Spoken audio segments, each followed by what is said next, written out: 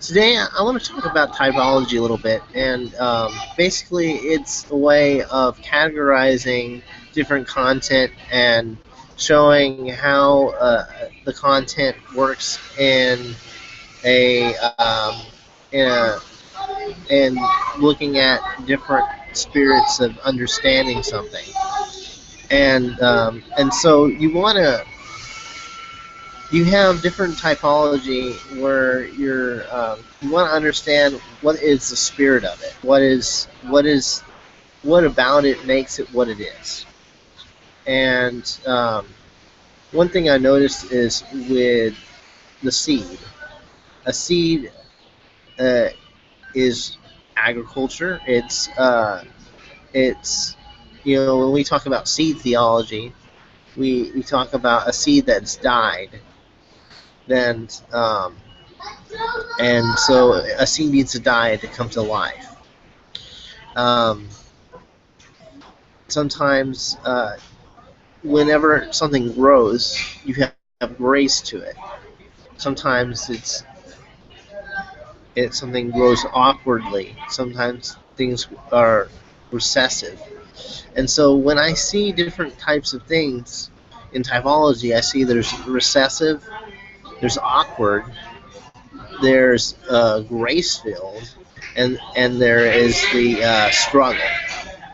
And so those four types of seeds, those four types of things happen often. When I look at a situation or the spirit of something, I see those actions happening. And so oftentimes you can categorize the spirit of something through those four archetypes. And so if you look in life, you can kind of see how these kind of things of growth happen. And so oftentimes um, you also have a double portion growth, and where you're just given grace upon grace in that growth. That's the kind of growth that we want to grow in. We don't want something to be hard and a struggle. We want everything to be under the crucified seed of Jesus Christ. And that's what I place my content under, is the crucified seed of Jesus Christ.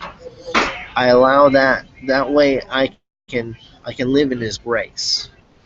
And so I forespeak that, and I speak that over my ministry. That way I am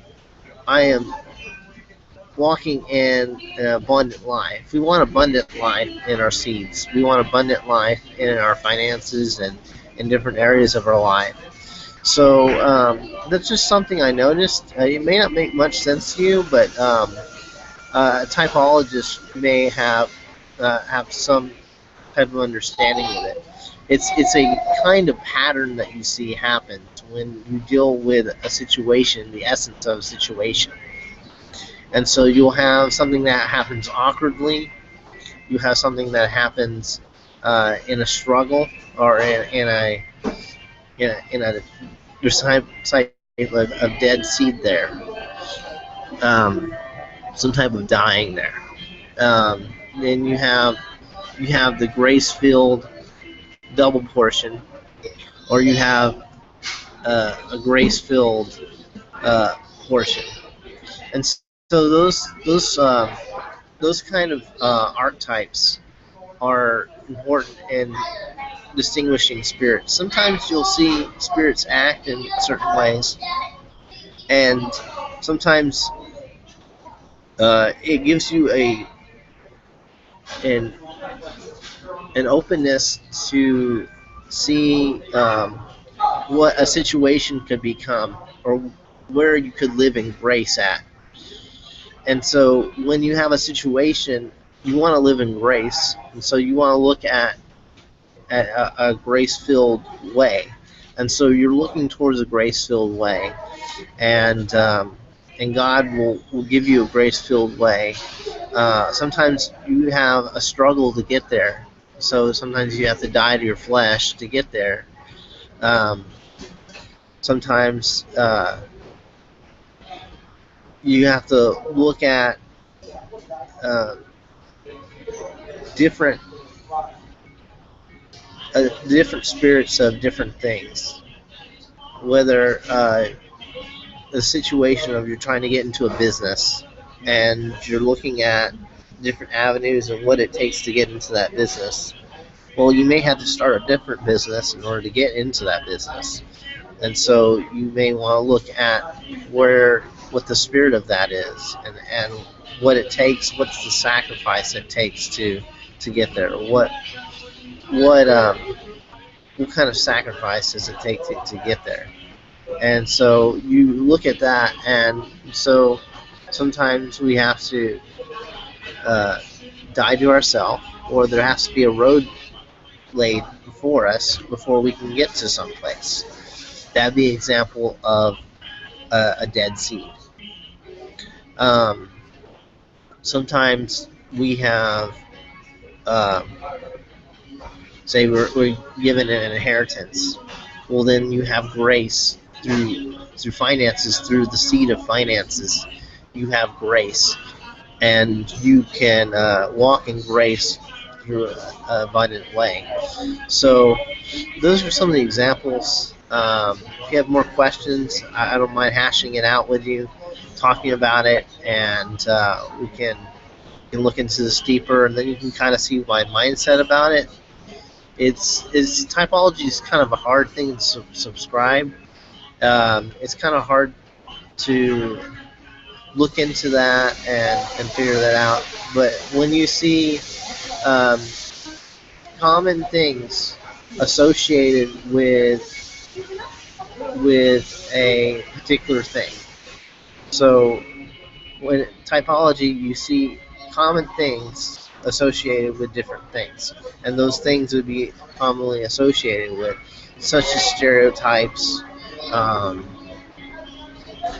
uh, a person is known for something, and oftentimes that will be brought up as a way of categorizing their career or categorizing what they do.